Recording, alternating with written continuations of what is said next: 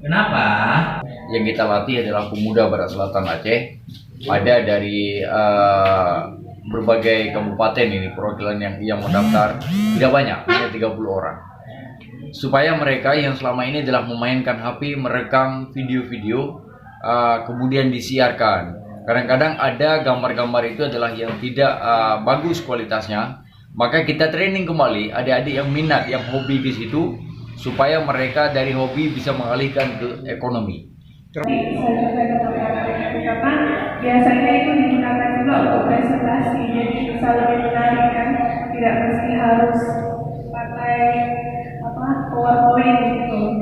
Kemudian yang kedua, biasanya kan saya pernah lihat di YouTuber, tiba-tiba lagi ngomong, nanti tiba-tiba muncul gambar lain, kan ada suara.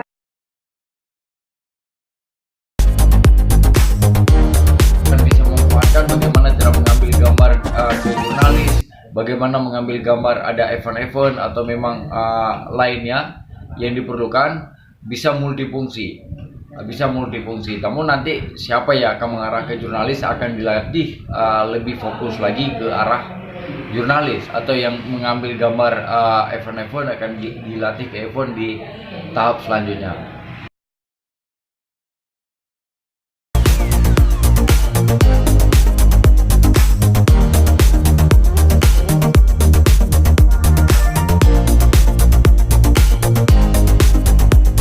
Ini program rata juga nih Pak untuk peningkatan SDM kan? Kita sebenarnya tidak fokus ke program rata, tapi kita kebetulan hari ini adalah 2 tahun pemerintah Ramli Banta. Karena ada kelemahan-kelemahan juga, makanya kita ikut membantu, mensupport dengan meningkatkan kualitas sumber daya manusia di Aceh Barat.